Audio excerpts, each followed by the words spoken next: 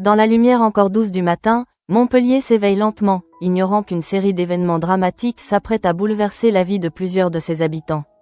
Derrière les façades paisibles et les rues animées, les tensions se nouent, les secrets se dévoilent et les destins s'entrechoquent avec une intensité grandissante.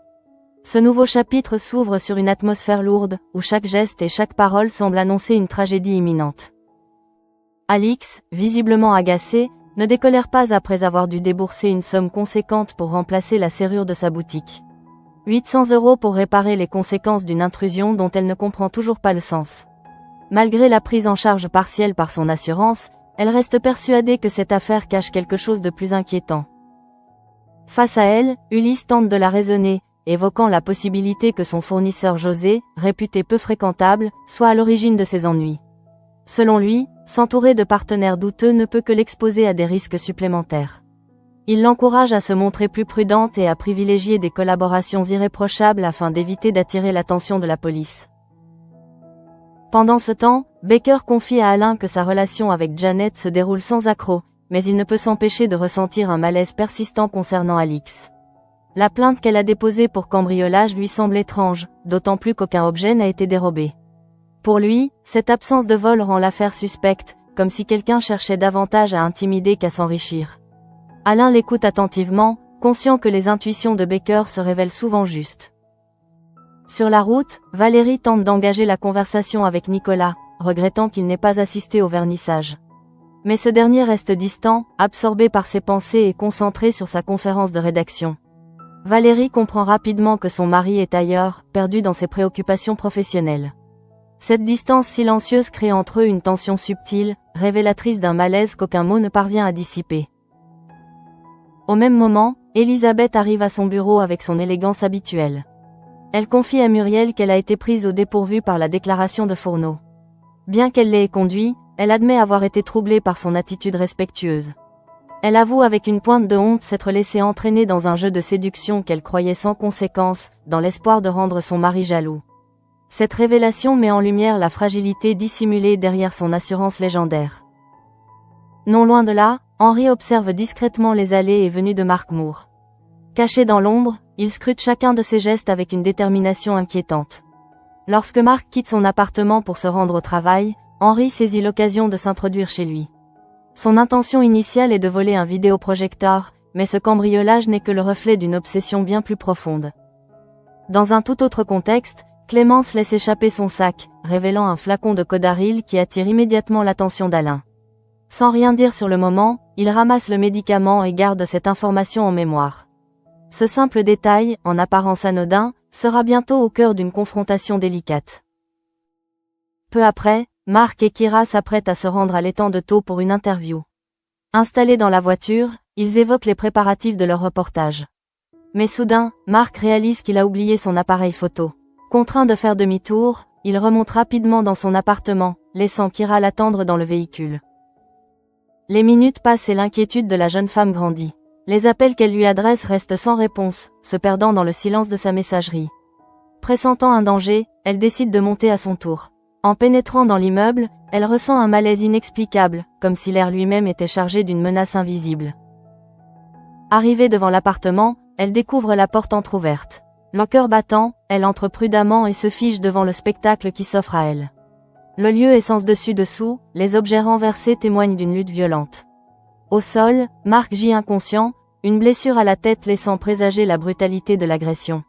Sous le choc, Kira sent la panique l'envahir, mais elle parvient à garder suffisamment de sang-froid pour appeler les secours. Sa voix tremble tandis qu'elle décrit la scène aux urgences. Chaque seconde semble une éternité, chaque respiration un combat contre la peur. Elle s'agenouille auprès de Marc, espérant percevoir le moindre signe de vie. Dans cet instant suspendu, le monde extérieur disparaît, ne laissant place qu'à l'angoisse et à l'urgence. Pendant ce temps, Alain se plonge dans des recherches sur le Codaril. Ses découvertes confirment ses craintes, ce puissant antidouleur comporte des risques d'addiction et peut entraîner de graves conséquences professionnelles. Décidé à agir, il confronte Clémence et lui fait part de ses inquiétudes. Mais la jeune femme, sur la défensive, refuse d'entendre ses avertissements. Elle lui rétorque avec froideur qu'il peut la dénoncer s'il le souhaite, avant de quitter la pièce sans un regard en arrière. À l'hôpital, l'arrivée de Marc déclenche une agitation immédiate. Les médecins prennent en charge le blessé avec efficacité, tandis que Kira, bouleversée, attend des nouvelles dans un silence chargé d'angoisse. Claire finit par la rassurer. Mark ne souffre d'aucun traumatisme crânien grave, mais il devra rester en observation pour la nuit après avoir perdu connaissance. Soulagée, Kira envoie un message à Louis pour l'informer de la situation. Dans un autre lieu, Elisabeth reçoit un courriel de Fourneau contenant la vidéo de leur podcast. En la visionnant, elle ne peut s'empêcher de ressentir une fierté sincère. Ce moment de satisfaction personnelle contraste avec les tensions qui agitent les autres protagonistes, révélant la complexité des émotions humaines. Enfin, dans un geste empreint de colère et de défi, Henri décide de brûler le film Super 8. Malgré les protestations de sa sœur Jeanne, il refuse de se soumettre à ce qu'il considère comme des ordres absurdes. Les flammes consument la pellicule, effaçant à jamais une part du passé. Jeanne, bouleversée, est convaincue que cet acte leur portera malheur. Ainsi s'achève ce premier mouvement, marqué par la violence, les secrets et les pressentiments funestes. Les destins se croisent et s'entrechoquent, annonçant des bouleversements encore plus profonds. Tandis que Mark lutte pour se rétablir, les conséquences de cette agression commencent déjà à se faire sentir, promettant des révélations qui ne manqueront pas d'ébranler l'équilibre fragile de chacun. Dans les couloirs feutrés de l'hôpital, l'atmosphère demeure lourde, imprégnée d'une inquiétude silencieuse. Assise sur une chaise inconfortable, Kira fixe la porte de la chambre où Mark a été admis, comme si son regard pouvait accélérer le cours du temps. Les néons blafards accentuent la pâleur de son visage, tandis que ses pensées s'entremêlent dans un tourbillon d'angoisse et de culpabilité. Elle ne cesse de revivre la scène, l'appartement dévasté, le corps inerte de Mark étendu sur le sol, et cette peur glaçante qui la saisit en réalisant qu'elle aurait pu arriver trop tard. Lorsqu'un médecin finit par apparaître, son cœur se serre. Il lui explique avec calme que Mark ne présente pas de traumatisme crânien grave, mais qu'il a perdu connaissance après avoir reçu un coup violent à la tête. Par mesure de précaution, il restera en observation durant la nuit. Ces paroles, bien qu'apaisantes, ne dissipent pas totalement l'angoisse de la jeune femme. Elle remercie le médecin d'une voix tremblante, consciente d'avoir frôlé le pire. Peu après, Claire rejoint Kira, alertée par les événements. Avec douceur et compassion, elle tente de la rassurer. Elle lui rappelle que Mark est entre de bonnes mains et qu'il se rétablira rapidement. Cette présence maternelle réconforte la jeune femme, qui se sent moins seule face à l'épreuve. Malgré tout, l'inquiétude persiste, tapie au fond de son regard.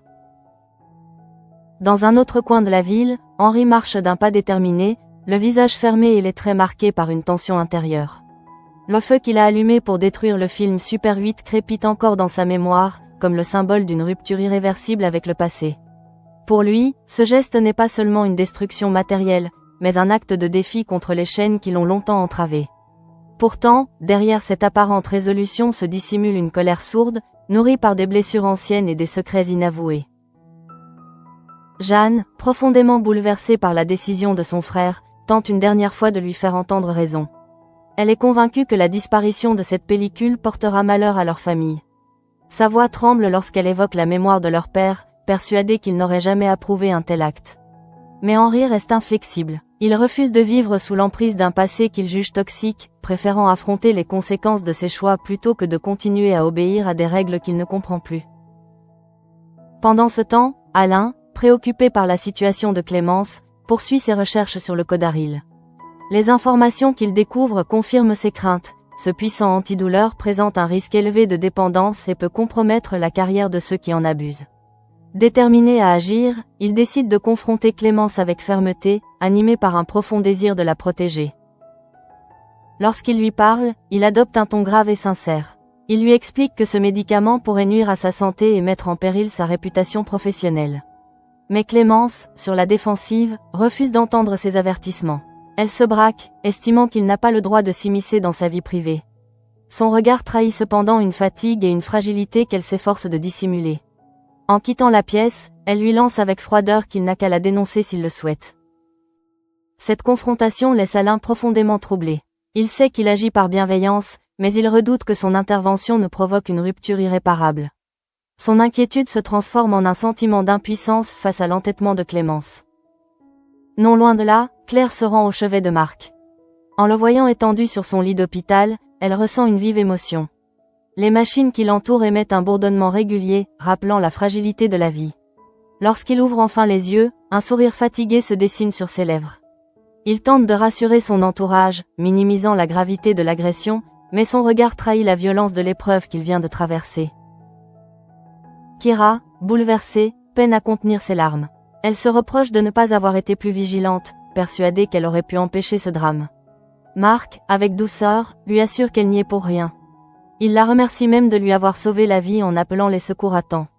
Ces mots apaisent légèrement la jeune femme, mais laissent subsister une inquiétude profonde. Pendant ce temps, Elizabeth se replonge dans la vidéo de son podcast.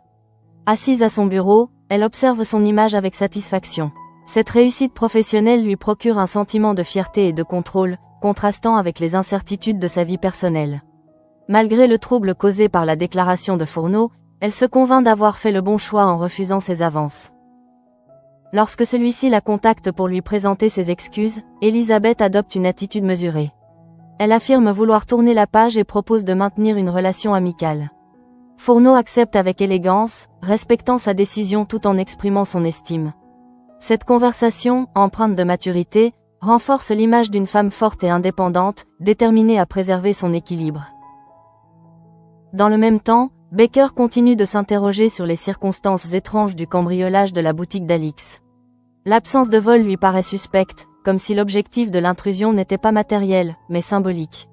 Il soupçonne une tentative d'intimidation, voire un message destiné à effrayer la galeriste. Ses doutes ne cessent de croître, l'incitant à approfondir son enquête. Alix, de son côté, demeure furieuse. Les dépenses imprévues et les complications administratives l'exaspèrent. Soutenue par Ulysse, elle tente de reprendre le contrôle de la situation, bien décidée à ne pas se laisser intimider. Elle comprend que ses choix professionnels pourraient avoir des répercussions dangereuses, mais refuse de céder à la peur. Alors que la nuit tombe sur Montpellier, les lumières de la ville scintillent comme autant de promesses et de mystères. À l'hôpital, Kira reste auprès de Mark, veillant sur lui avec une dévotion silencieuse. Dans son regard se mêlent la fatigue, la tendresse et la détermination. Elle sait désormais que rien ne sera plus comme avant. Dans l'ombre, Henry poursuit son chemin, inconscient de l'onde de choc qu'il a provoquée. Son geste irréparable a déclenché une série d'événements dont les conséquences ne font que commencer à se dévoiler. Ainsi, les destins s'entrelacent dans une tension croissante, annonçant de nouveaux affrontements et des révélations inattendues. L'agression de Mark marque un tournant décisif, révélant la fragilité des équilibres et la profondeur des secrets enfouis. À mesure que la nuit enveloppe Montpellier d'un voile silencieux, l'hôpital devient le théâtre d'émotions intenses et de révélations intérieures. Dans la pénombre apaisante de la chambre, Mark repose immobile, son souffle régulier attestant de la fragilité de son état. Assise à ses côtés, Kira refuse de céder à la fatigue. Elle veille sur lui avec une attention presque fébrile, comme si sa présence pouvait suffire à éloigner le danger qui l'a frappé avec une brutalité inattendue. Les heures s'étirent dans un silence ponctué par le bip régulier des machines, offrant à la jeune femme un espace où se mêlent inquiétude, gratitude et introspection. Lorsqu'elle repense à la scène de l'agression, son cœur se serre douloureusement. Elle revoit l'appartement dévasté, les objets renversés, la porte entr'ouverte, et surtout Mark étendu au sol, inconscient. Cette image s'imprime dans sa mémoire avec une netteté implacable. Pourtant, au milieu de la peur, un sentiment plus profond émerge, la prise de conscience de l'importance que Mark occupe dans sa vie. Elle comprend que son attachement dépasse la simple complicité professionnelle, révélant une affection sincère qu'elle n'avait jamais osé nommer. Au petit matin, Mark entr'ouvre les yeux, encore affaibli. Son regard trouble se pose sur Kira, et un sourire discret se dessine sur ses lèvres. La voir à ses côtés lui apporte un réconfort immédiat. D'une voix faible, il tente de la rassurer, minimisant la gravité de l'agression. Kira, les yeux embués, lui répond avec douceur, incapable de masquer l'émotion qui l'envahit. Elle lui avoue qu'elle a eu terriblement peur de le perdre. Touché par cette confession, Mark la remercie avec sincérité, conscient que son intervention lui a sauvé la vie. Pendant ce temps, Claire rejoint la chambre, soulagée de constater que Mark reprend connaissance. Elle s'entretient brièvement avec le personnel médical, qui confirme que son état est stable. Malgré l'absence de traumatisme crânien grave, les médecins préfèrent le garder en observation pour la nuit afin d'écarter toute complication. Claire adresse à Kira un sourire rassurant, lui rappelant que tout danger est désormais écarté. Cette assurance permet à la jeune femme de relâcher enfin la tension qui l'habitait depuis des heures. Dans un autre quartier de la ville, Alain s'interroge encore sur l'attitude de Clémence. Assis à son bureau, il feuillette les documents médicaux relatifs au Codaril, préoccupé par les risques associés à ce médicament. Les informations qu'il découvre confirment ses craintes. Une consommation prolongée peut entraîner une dépendance dangereuse et compromettre gravement la carrière d'un médecin. Conscient de la gravité de la situation, Alain ressent un profond dilemme. Doit-il dénoncer Clémence pour la protéger d'elle-même, ou respecter son silence au risque de la voir sombrer davantage? De son côté, Clémence tente de maintenir les apparences au travail. Pourtant, son comportement trahit une tension intérieure grandissante. Lorsque Claire sollicite un aménagement de planning, elle réagit avec brusquerie, laissant transparaître une irritabilité inhabituelle. Quelques instants plus tard, elle se ravise et promet de revoir la situation. Ce revirement soudain révèle une lutte intérieure entre sa volonté de rester irréprochable et le poids de ses douleurs physiques et morales. Plus tard dans la journée, Flore rend visite à Alain, apportant des fruits et des légumes en signe d'amitié. Leur conversation dérive naturellement vers Clémence. Flore confie qu'elle la trouve plus apaisée que la semaine précédente, mais Alain demeure sceptique. Il lui avoue craindre que Clémence ne dissimule ses souffrances derrière un masque de normalité afin de ne pas inquiéter son entourage.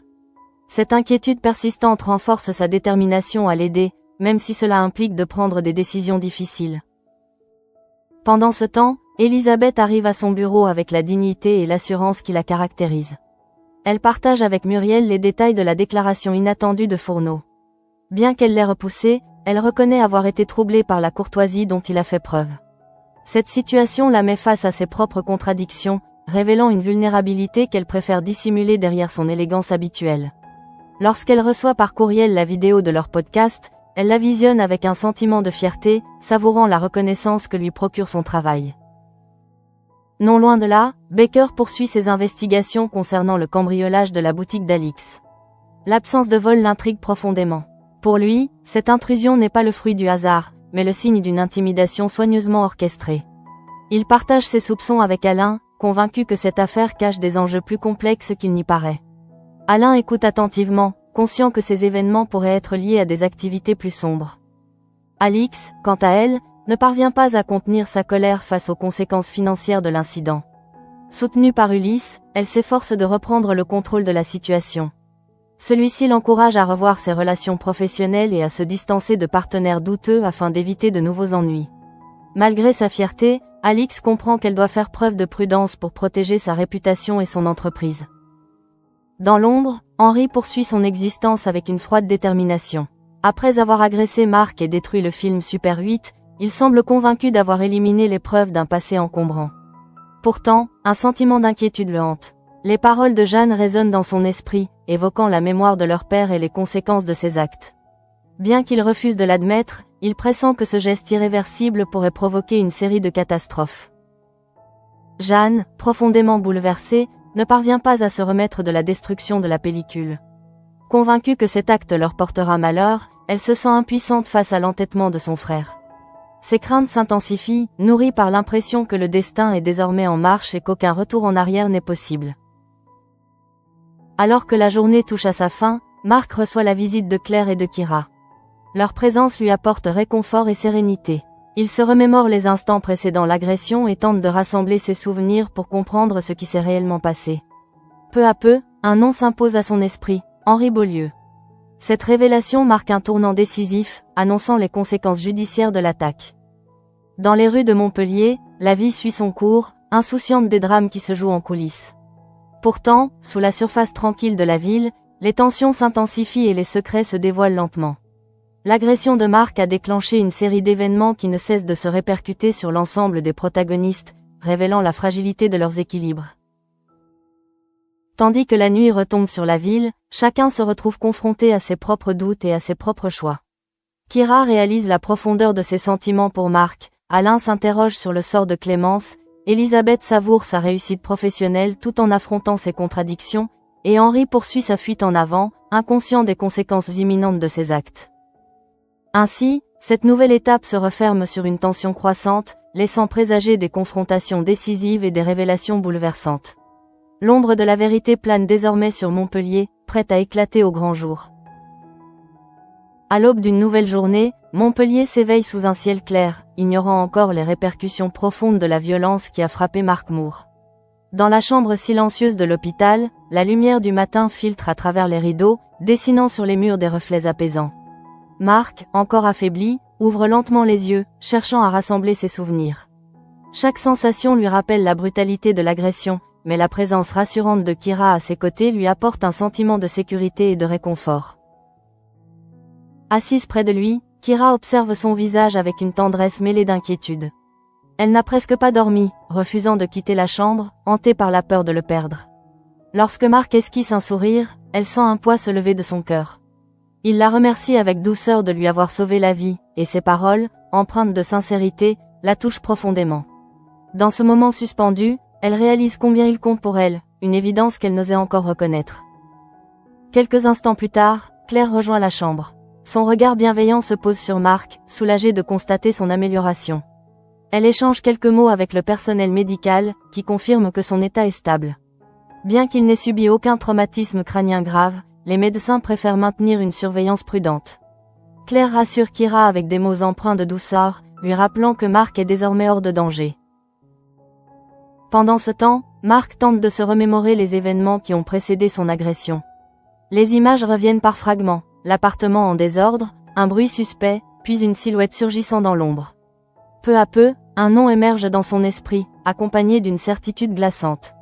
Henri Beaulieu. Cette révélation marque un tournant décisif et annonce des conséquences qui pourraient bouleverser bien plus que sa propre vie. Dans un autre quartier de la ville, Jeanne ne parvient pas à chasser l'angoisse qui l'étreint depuis la destruction du film Super 8.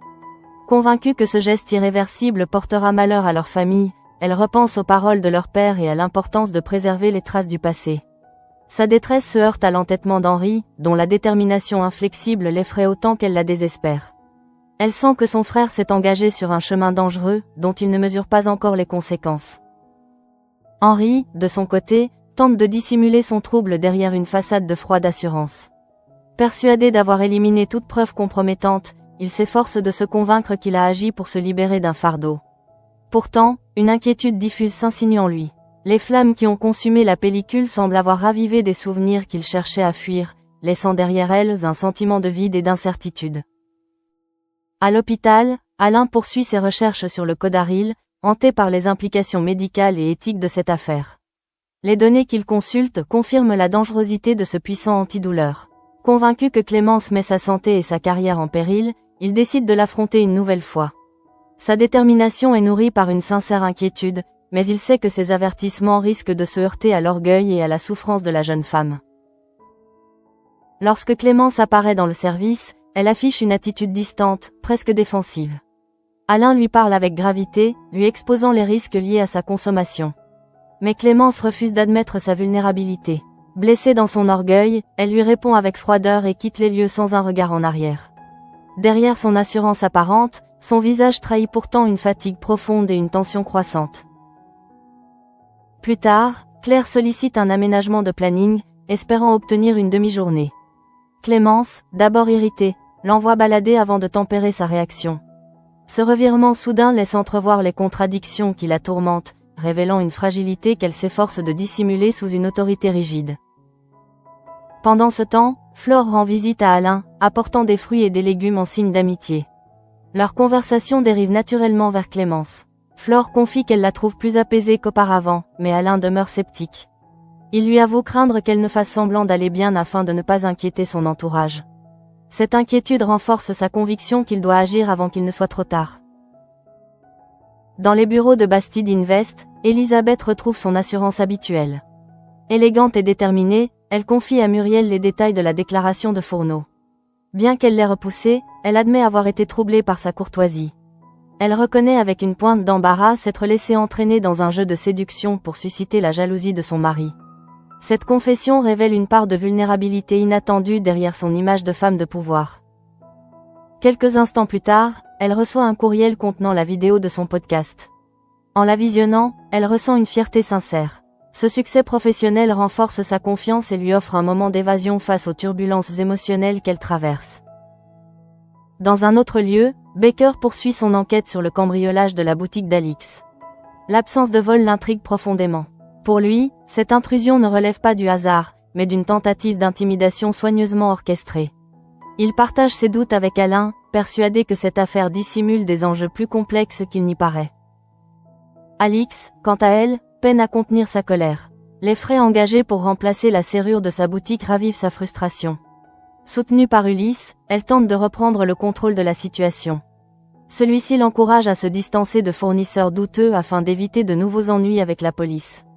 Malgré sa fierté, Alix comprend qu'elle doit faire preuve de prudence pour préserver sa réputation.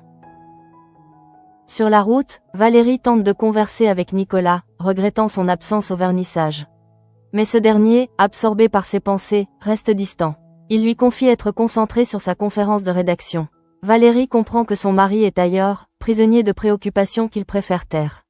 Ce silence crée entre eux une tension subtile, révélatrice d'un malaise grandissant. À l'hôpital, Marc reçoit finalement l'autorisation de se reposer après les examens. Bien que son état soit stable, les médecins préfèrent le garder en observation pour la nuit. Kira, profondément soulagée, envoie un message à Louis pour le tenir informé. Ce geste simple témoigne de la solidarité qui unit leur entourage face à l'épreuve. En fin de journée, Marc confie à Claire et à Kira ses soupçons concernant l'identité de son agresseur. Le nom d'Henri Beaulieu résonne dans la pièce avec gravité. Cette révélation marque un tournant décisif, laissant présager des conséquences judiciaires et émotionnelles majeures. Alors que le soleil se couche sur Montpellier, la ville retrouve son calme apparent. Pourtant, derrière cette tranquillité, les tensions continuent de croître. L'agression de Marc a déclenché une série d'événements qui ne cessent de bouleverser les équilibres et de révéler les fragilités de chacun.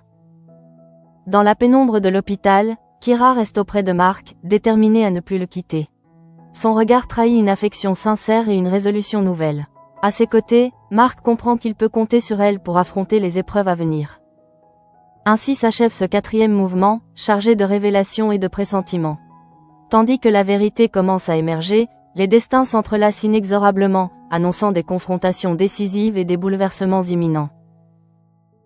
À Montpellier, la nuit s'installe avec une douceur trompeuse, enveloppant la ville d'un voile de calme apparent. Pourtant, derrière cette quiétude, les tensions continuent de s'intensifier. À l'hôpital, Marc repose encore sous surveillance médicale, tandis que Kira, épuisée mais déterminée, refuse de quitter son chevet.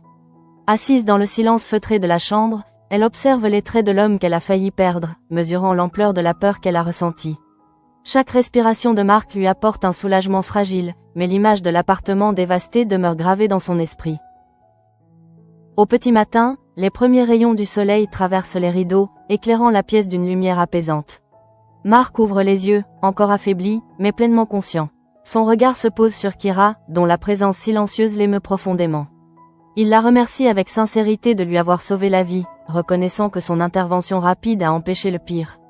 Touchée, Kira tente de masquer son émotion, mais son sourire tremblant trahit la profondeur de son attachement. Dans un élan de lucidité, Marc commence à reconstituer les événements qui ont précédé l'agression. Les souvenirs reviennent par fragments, entrecoupés d'images floues et de sensations douloureuses. Il se souvient de son retour précipité à l'appartement pour récupérer son appareil photo, puis du désordre inhabituel qui régnait à l'intérieur. Une silhouette surgit de l'ombre, un geste violent, et enfin l'obscurité. Peu à peu, un nom s'impose à lui avec une certitude glaçante, Henri Beaulieu. Cette prise de conscience marque un tournant décisif, laissant présager des conséquences inévitables. Pendant ce temps, Claire vient rendre visite à Marc, soulagée de constater son amélioration. Elle échange quelques mots rassurants avec Kira, consciente de l'épreuve qu'elle vient de traverser. Leur complicité se renforce face à l'adversité, et Claire ne peut s'empêcher d'éprouver une profonde reconnaissance envers la jeune femme pour son courage et sa réactivité. Ensemble, elles veillent sur Marc, consciente que cette agression a bouleversé bien plus que son état de santé. Dans un autre secteur de l'hôpital, Alain poursuit ses réflexions au sujet de Clémence. Les recherches qu'il a menées sur le Codaril confirment ses inquiétudes. Ce médicament, bien que puissant, comporte des risques d'addiction et peut compromettre la carrière de ceux qui en abusent. Déterminé à agir, Alain décide de confronter une nouvelle fois la jeune femme. Son intention est sincère, mais il redoute les conséquences d'une telle confrontation. Lorsque Clémence apparaît, son attitude demeure froide et distante. Alain lui expose calmement les dangers auxquels elle s'expose, soulignant les risques pour sa santé et sa réputation professionnelle. Mais Clémence, blessée dans son orgueil, refuse d'admettre sa vulnérabilité. Elle se braque face à ses avertissements et lui lance, avec une froideur déconcertante, qu'il n'a qu'à la dénoncer s'il le souhaite. Derrière son assurance apparente se dissimule une fragilité qu'elle refuse d'affronter. Au même moment, Claire sollicite un aménagement de planning auprès de Clémence. D'abord irritée, cette dernière la renvoie sèchement avant de se raviser, révélant ainsi l'instabilité émotionnelle qui la tourmente. Ce revirement inattendu laisse entrevoir les tensions intérieures qui l'habitent, témoignant de la lutte qu'elle mène contre ses propres démons. Dans les bureaux de Bastide Invest, Elisabeth retrouve son élégance et sa détermination habituelle. Elle confie à Muriel les détails de la déclaration de Fourneau, admettant avec une pointe d'embarras qu'elle s'est laissée entraîner dans un jeu de séduction destiné à rendre son mari jaloux. Bien qu'elle ait refusé ses avances, elle reconnaît avoir été troublée par sa courtoisie. Cette confession révèle la complexité de ses émotions et la vulnérabilité dissimulée derrière son image de femme de pouvoir. Peu après, Elisabeth reçoit un courriel contenant la vidéo de son podcast. En la visionnant, elle ressent une fierté sincère. Son regard se pose sur l'écran avec satisfaction, savourant cette réussite professionnelle qui renforce sa confiance et son prestige.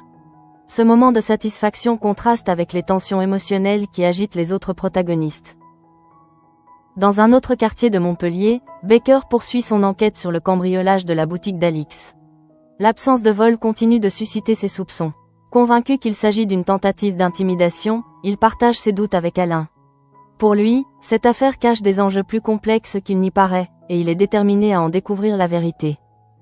Alix, quant à elle, ne parvient pas à dissimuler sa colère. Les frais engagés pour remplacer la serrure de sa boutique l'exaspèrent, et elle se sent injustement pénalisée. Ulysse tente de la raisonner, évoquant la possibilité que ses relations avec certains partenaires douteux soient à l'origine de ses ennuis. Il l'encourage à s'entourer de collaborateurs irréprochables afin d'éviter de nouveaux problèmes avec la police. Bien que réticente, Alix comprend qu'elle doit faire preuve de prudence pour protéger son entreprise et sa réputation. Sur la route, Valérie tente d'engager la conversation avec Nicolas, regrettant son absence au vernissage. Mais celui-ci reste distant, absorbé par ses préoccupations professionnelles. Il lui confie être concentré sur sa conférence de rédaction, révélant ainsi l'importance qu'il accorde à sa carrière. Valérie, lucide, perçoit la distance qui s'installe entre eux, ressentant un malaise qu'aucun mot ne parvient à dissiper. Pendant ce temps, Nicolas décide d'appeler Elisabeth afin de s'excuser pour sa maladresse. Avec élégance, elle lui répond qu'elle préfère tourner la page. Il lui propose alors de rester de bons amis, une suggestion qu'elle accepte avec sérénité. Cette conversation, empreinte de respect mutuel, scelle une relation apaisée et mature. À l'hôpital, Claire informe Kira que Marc ne souffre d'aucun traumatisme crânien. Toutefois, les médecins préfèrent le garder en observation pour la nuit en raison de sa perte de connaissance. Soulagée, Kira envoie immédiatement un message à Louis pour lui annoncer la nouvelle. Ce geste témoigne de l'importance du soutien de leurs proches face à l'épreuve qu'ils traversent. Dans l'ombre, Henri demeure hanté par ses actes. La destruction du film Super 8 continue de résonner dans son esprit comme un point de non-retour. Malgré les avertissements de Jeanne, il refuse de reconnaître les conséquences de ses choix. Convaincu d'avoir éliminé les traces du passé, il persiste dans son obstination, ignorant que ses actions risquent de précipiter sa chute. Jeanne, profondément bouleversée, redoute que ce geste irréversible n'attire le malheur sur leur famille. Persuadée que la mémoire de leur père a été trahie, elle se sent impuissante face à l'entêtement de son frère. Ses craintes grandissent, nourries par un pressentiment sombre qu'elle ne parvient pas à chasser. À la tombée de la nuit, Montpellier retrouve son calme apparent. Pourtant, derrière cette sérénité, les tensions continuent de se nouer. L'agression de Marc a déclenché une onde de choc qui se propage inexorablement, révélant les fragilités de chacun et annonçant des bouleversements imminents. Dans la pénombre de la chambre d'hôpital, Kira observe Marc endormi. Son regard, empreint de douceur et de détermination, trahit l'importance qu'il occupe désormais dans sa vie. À ses côtés, Marc comprend qu'il n'est plus seul pour affronter les épreuves à venir. Ainsi s'achève ce 5e mouvement, où se mêlent inquiétude, révélation et espoir fragile. Tandis que la vérité commence à émerger, les destins s'entrelacent inexorablement, laissant présager des confrontations décisives et des révélations bouleversantes. À mesure que la nuit se dissipe, Montpellier s'éveille sous une lumière douce et apaisante, contrastant avec les tourments qui agitent les protagonistes. À l'hôpital, le silence du petit matin enveloppe les couloirs d'une atmosphère feutrée. Dans sa chambre, Marc se repose encore, affaibli mais hors de danger. La violence de l'agression a laissé des traces, non seulement sur son corps, mais aussi dans son esprit. Chaque souvenir revient par fragments, révélant la brutalité de l'attaque et la menace qui plane désormais sur sa vie. Assise près de lui, Kira veille avec une attention silencieuse. Malgré la fatigue qui se lit dans ses traits, elle refuse de s'éloigner. Son regard, empreint d'inquiétude et de tendresse, se pose sur Mark avec une douceur infinie. Elle repense à l'instant où elle l'a découvert inconscient, et un frisson la parcourt encore. Pourtant, en le voyant respirer paisiblement, elle ressent un soulagement profond. Cette épreuve a révélé la sincérité de ses sentiments, qu'elle n'ose encore exprimer pleinement. Mark ouvre lentement les yeux et lui adresse un sourire reconnaissant. D'une voix encore faible, il la remercie de lui avoir sauvé la vie. Les mots sont simples, mais leur portée est immense. Kira, émue, détourne le regard pour dissimuler les larmes qui montent à ses yeux. Elle comprend que cet événement a scellé un lien indéfectible entre eux, un lien né de la peur et de la solidarité. Dans le même temps, Claire rejoint la chambre avec un sourire rassurant. Elle s'entretient brièvement avec les médecins, qui confirment que Mark pourra bientôt quitter l'hôpital. Cette nouvelle apaise Kira, qui se sent enfin libérée de l'angoisse qui la tenaillait toute la nuit. Claire, reconnaissante, lui adresse un regard empreint de fierté. Elle sait que la jeune femme a fait preuve d'un courage remarquable en appelant les secours au moment décisif. Pendant ce temps, Mark s'efforce de rassembler ses souvenirs. Les images se recomposent peu à peu. Son retour précipité à l'appartement pour récupérer son appareil photo, la porte entr'ouverte, le désordre suspect. Puis l'ombre d'un homme surgissant derrière lui. Un coup violent, une douleur fulgurante, et l'obscurité. À mesure que les détails se précisent, une certitude glaçante s'impose à son esprit, son agresseur n'est autre qu'Henri Beaulieu. Cette révélation marque un tournant décisif et annonce des conséquences inévitables. Au même moment, Henri tente de dissimuler son trouble derrière une apparente indifférence.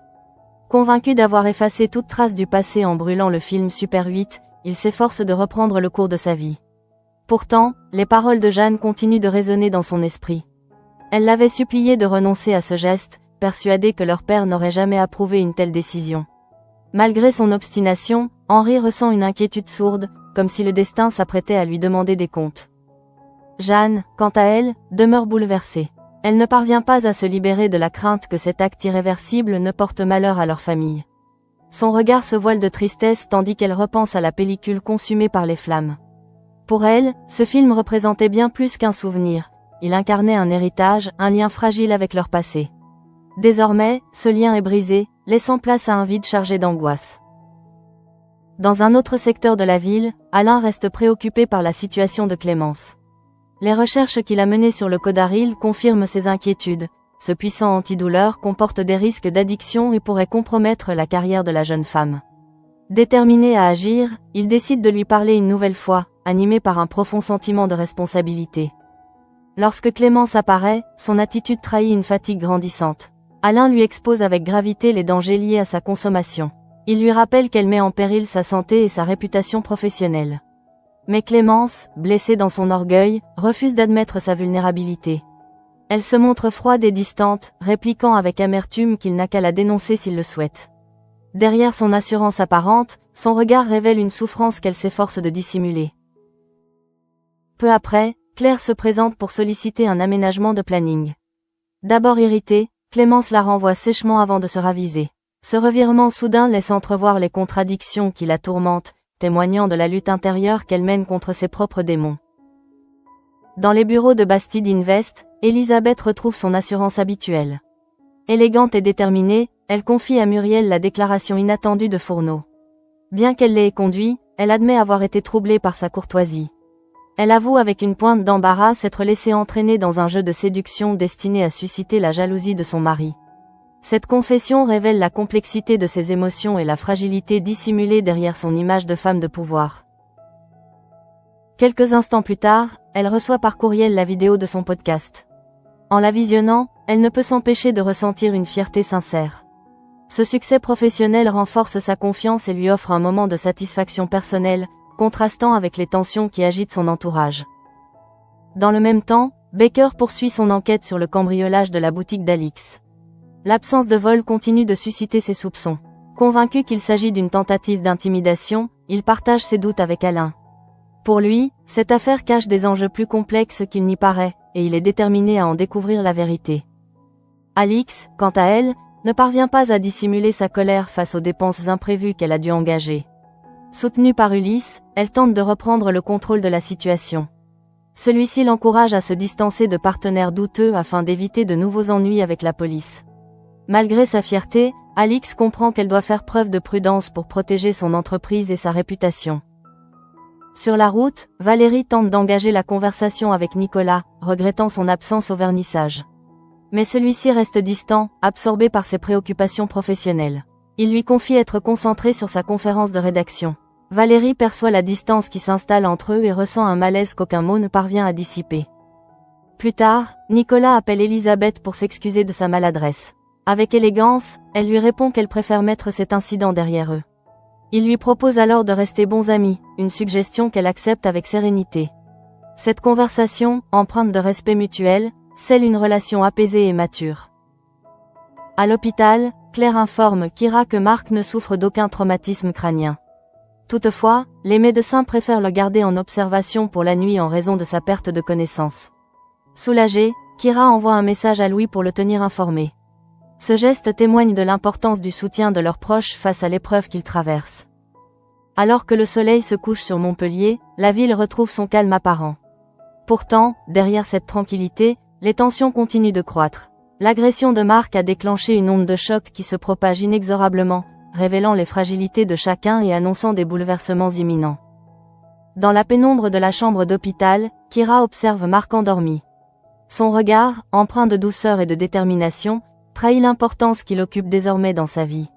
À ses côtés, Marc comprend qu'il n'est plus seul pour affronter les épreuves à venir. Ainsi s'achève ce 6e mouvement, riche en révélations et en émotions. Tandis que la vérité commence à émerger, les destins s'entrelacent inexorablement, annonçant des confrontations décisives et des conséquences imprévisibles. La nuit enveloppe Montpellier d'un silence fragile, comme si la ville retenait son souffle après les événements bouleversants qui viennent de se produire. À l'hôpital, l'atmosphère demeure paisible, ponctuée par le murmure discret des machines et le va-et-vient feutré du personnel soignant. Marc, affaibli mais conscient, contemple le plafond de sa chambre, tentant de rassembler ses pensées. L'agression dont il a été victime continue de hanter son esprit, laissant derrière elle une sensation d'injustice et de vulnérabilité. Assise près de lui, Kira veille avec une dévotion silencieuse. Les traits tirés par la fatigue, elle refuse pourtant de céder à l'épuisement. Chaque regard qu'elle pose sur Marc est empreint d'une tendresse sincère, révélant l'attachement profond qui s'est renforcé au fil des heures. Dans cette épreuve, elle a compris combien il compte pour elle. La peur de le perdre a dissipé ses doutes, laissant place à une affection qu'elle ne cherche plus à nier. Marc tourne lentement la tête vers elle et lui adresse un sourire reconnaissant. D'une voix encore faible, il la remercie pour son courage et sa présence. Ces mots simples résonnent avec une intensité particulière, scellant entre eux un lien indéfectible. Kira, émue, esquisse un sourire tremblant. Dans ce moment suspendu, les regards échangés parlent d'eux-mêmes, traduisant une complicité née de l'épreuve et de la confiance. Peu après, Claire entre dans la chambre, soulagée de constater l'amélioration de l'état de Marc. Elle s'entretient brièvement avec les médecins, qui confirment qu'il pourra bientôt quitter l'hôpital. Cette nouvelle apporte un apaisement bienvenu, dissipant les dernières ombres de l'angoisse. Claire adresse à Kira un regard chaleureux, reconnaissante pour sa réactivité et son sang-froid. Elle sait que sans son intervention, l'issue aurait pu être tragique. Dans un moment de lucidité, Marc évoque les souvenirs fragmentaires de son agression. Peu à peu, les images se précisent, et un nom s'impose à son esprit avec une certitude glaçante, Henri Beaulieu. Cette révélation marque un tournant décisif. Claire écoute attentivement, consciente de la gravité de cette accusation. La vérité commence à émerger, promettant des conséquences inévitables pour tous ceux impliqués dans cette affaire. Pendant ce temps, Henri demeure enfermé dans un silence lourd, hanté par le poids de ses actes. La destruction du film Super 8 lui a donné l'illusion de se libérer du passé, mais les flammes n'ont fait qu'attiser les braises de sa culpabilité. Les paroles de Jeanne résonnent encore dans son esprit, empreintes d'une crainte prophétique. Elle redoute que ce geste irréversible n'attire le malheur sur leur famille. Jeanne, profondément bouleversée, ne parvient pas à se défaire de ce pressentiment. Pour elle, la pellicule détruite représentait bien plus qu'un simple souvenir, elle incarnait un héritage, un lien fragile avec leur histoire. Désormais réduite en cendres, elle laisse derrière elle un vide chargé d'angoisse et de regrets. Dans un autre quartier de Montpellier, Alain demeure préoccupé par la situation de Clémence. Les risques liés au codaril ne cessent de le tourmenter. Malgré ses avertissements, la jeune femme refuse d'admettre sa vulnérabilité. Déchirée entre son devoir et son attachement, Alain se retrouve face à un dilemme moral, conscient que son silence pourrait avoir des conséquences dramatiques. À l'hôpital, Clémence tente de maintenir les apparences. Pourtant, son comportement révèle une tension intérieure croissante. Son irritabilité et sa fatigue témoignent d'un combat invisible, dont l'issue demeure incertaine. Derrière son assurance apparente, se cache une fragilité qu'elle refuse de dévoiler. Dans les bureaux de Bastide Invest, Elisabeth contemple avec fierté la vidéo de son podcast. Ce succès professionnel renforce sa confiance et lui procure un sentiment de satisfaction personnelle. Après avoir repoussé la déclaration de Fourneau, elle accepte de maintenir une relation amicale avec lui. Cette décision témoigne de sa lucidité et de sa volonté de préserver son indépendance. Pendant ce temps, Baker poursuit son enquête sur le cambriolage de la boutique d'Alix. L'absence de vol continue de susciter ses soupçons. Convaincu qu'il s'agit d'une tentative d'intimidation, il reste déterminé à faire toute la lumière sur cette affaire. Alix, soutenue par Ulysse, tente quant à elle de surmonter les difficultés, bien décidée à protéger son entreprise et sa réputation. Sur la route, Valérie perçoit la distance qui s'installe entre elle et Nicolas. Absorbé par ses obligations professionnelles, ce dernier demeure silencieux, laissant planer un malaise difficile à ignorer. Ce déséquilibre fragile annonce des tensions à venir, révélant les fissures d'une relation en apparence solide. À la tombée de la nuit, Montpellier retrouve son calme habituel. Pourtant, derrière cette tranquillité apparente, les destins continuent de s'entrelacer. L'agression de Marc a déclenché une onde de choc dont les répercussions se font déjà sentir. Les secrets émergent, les tensions s'intensifient et les vérités longtemps enfouies commencent à se révéler. Dans la pénombre de la chambre d'hôpital, Kira observe Marc endormi. Son regard, empreint de douceur et de détermination, traduit l'importance qu'il occupe désormais dans sa vie. À ses côtés, Marc comprend qu'il n'est plus seul pour affronter les épreuves à venir. Ainsi s'achève cet épisode chargé d'émotions et de révélations. Tandis que Marc se remet lentement de son agression, les conséquences de cet acte violent promettent de bouleverser l'équilibre fragile des protagonistes. Entre amour, secret et menace, le destin poursuit son inexorable marche, laissant présager des affrontements décisifs et des révélations bouleversantes.